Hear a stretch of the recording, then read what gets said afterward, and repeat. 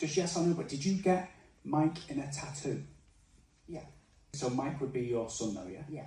Right, because he's like, that's my tattoo. Where and how he passed, would he have also been with someone else? Yeah. So I don't know if someone else had an involvement in some way, because he says to me, wrong place, wrong time. Yeah. That's the feeling that he was giving me there. He keeps making me taste blood. Do you understand what he means by this?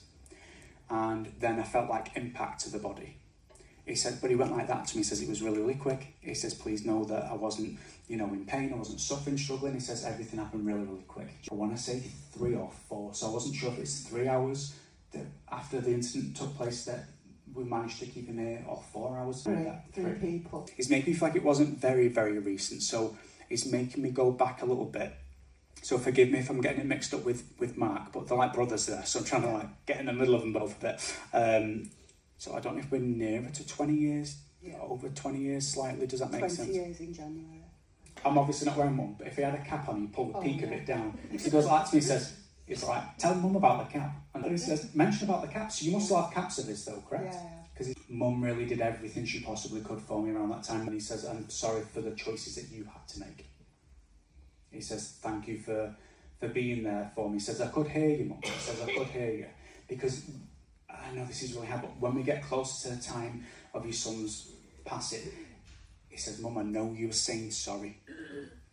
Because I feel like I'm where he is, and I keep hearing, I want to say it's you saying sorry, there's nothing more, there's nothing more. And then he says to me where you gave him the permission to let go. It was like, go and be at peace now. He says, thank you. He says, so much, because I heard every single word.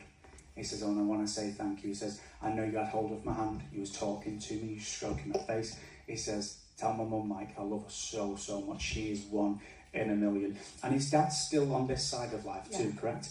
And would I be correct on saying that you and his dad are connected, like still together? Yeah. Because he says to me, he says, let Dad know everything that I've said, let him know. Because he's funny, he's like, Dad ain't going to believe this shit.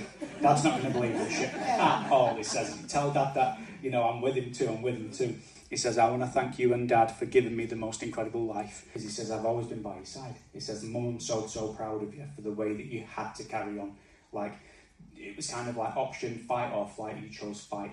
He says, tell Mum I've always admired her bravery and her strength. Tell Mum that I know conversations that she's had with Dad where you've said things like, well, I'm not scared about death because I'll get to be with Mike again. He says, no, I'm sat with you at that time. But then he goes like that very gently on you and he says, but pack it in. He says, I'm not ready for you over here yet. He says, you've got too much shit to do, Mum. He says, keep going. He says, you can tell me off again another day, but not anytime soon. And with his dad, he says, I know that Dad, he's an incredible father. There's no question about that too. But with his dad, he says, Dad really struggled and still does struggle to talk about me. And it's not that he doesn't care or anything of the sort. He just can't quite find how do you say this, And he says, tell him that I'm with him too. He says, I'm always with him. I don't know if his dad drives a van or has a van. I keep seeing a van for some reason. So when you was on about the Ford car, my husband's got a Ford. And the first initials are MJ, and it's Michael John. No way. Yeah, and it came like that. Yeah, I only remembered when you mentioned the Ford. No way. Before he passes, he keeps pointing at the watch, so who's got the watch? Well, me and his dad was in India 2 years ago, and we got back off holiday, and there was a letter, you remember Argos from years ago in Warrington? There was a letter there saying like there's a piece of jewellery still in repairs, and they'd been shut for years. Someone else took over. You need to pick it up, and he was like, got nothing in there. Anyway, my husband went, and it was Michael's watch that I bought him when he was 15. Oh. And it was like, oh my God. Wow. Yeah. Oh. So his dad wears that watch now.